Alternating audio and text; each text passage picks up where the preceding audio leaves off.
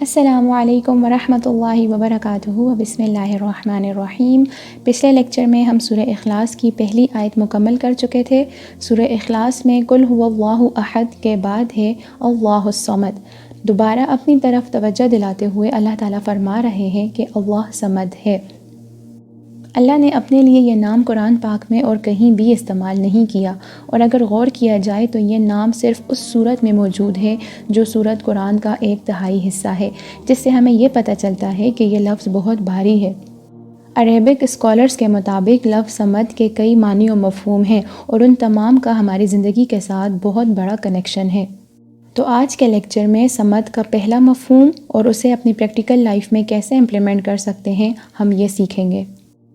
الصمد صمد یصمد سے ہے، جس کے معنی ہیں کسی چیز کا ارادہ کرنا اور کسی چیز کو اپنا مقصد بنانا۔ حضرت ابن عباس رضی اللہ تعالیٰ عنہ سے مروی ہے کہ جب یہ آیت نازل ہوئی تو صحابہ کرام نے عرض کیا الصمد کیا ہے؟ تو آپ صلی اللہ علیہ وآلہ وسلم نے فرمایا صمد وہ ہے جس کا قصد لوگ اپنی ضرورتوں کے وقت کرتے ہیں۔ اب اسے سمپل ورڈز میں سمجھتے ہیں، یعنی الصمد وہ ذات ہے جس کی طرف ہم رجوع کرتے ہیں جب ہمیں کسی چیز کی ضرورت ہو، اور ہمیں معلوم ہو کہ ہم کبھی مایوس نہیں ہوں گے یہاں سے۔ اللہ صمد ہے، یعنی اللہ صرف تمام ضروریات کو پورا کرنے والا ہے۔ اب صمد کے اس معنی کو ہم اپنی لائف میں کیسے امپلیمنٹ کر سکتے ہیں، یہ سیکھتے ہیں۔ امام فخر الدین رازی نے الصمد کی کچھ امپلیکیشنز بیان کی ہیں جو بہت خوبصورت ہیں، جسے میں سمپل ورڈز میں ایکسپلین کروں گی۔ جس کا پہلا پوائنٹ ہے الصمد وہ ہے جو ہر قسم کی پرابلمز اور سچویشن کے بارے میں سب کچھ جانتا ہو، کیونکہ جب آپ کسی کے پاس اپنی ضرورت کے تحت جاتے ہیں اور وہ آپ کی پرابلم اور سچویشن کو سمجھ نہیں پاتے تو وہ آپ کی مدد اور ضرورت پوری نہیں کرتے۔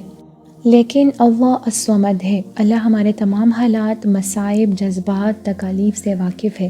اللہ ہمارے سب کانشیس سے بھی واقف ہے، جس کا ہمیں خود بھی علم نہیں۔ اللہ سب کچھ جانتا ہے، نہ صرف وہ جو ہم محسوس کر رہے ہوتے ہیں بلکہ اس کی وجہ بھی۔ دوسرا پوائنٹ یہ ہے الصمد بہت مہربان، خیال رکھنے والا، محبت کرنے والا اور معاف کرنے والا ہے۔ اگر اس ذات کو ہماری پرواہ نہ ہو تو وہ ہماری ضروریات پوری نہیں کر سکتا۔ اس پورے لیکچر کا نچوڑ یہ ہے کہ چاہے ہماری زندگی کے جیسے بھی حالات ہوں، اس کی ضروریات کو پورا کرنے کے لیے صرف اللہ کی طرف رجوع کرنا چاہیے، کیونکہ اللہ صمد ہے اور صمد سے زیادہ بہتر کوئی بھی ہماری ضروریات پوری نہیں کر سکتا۔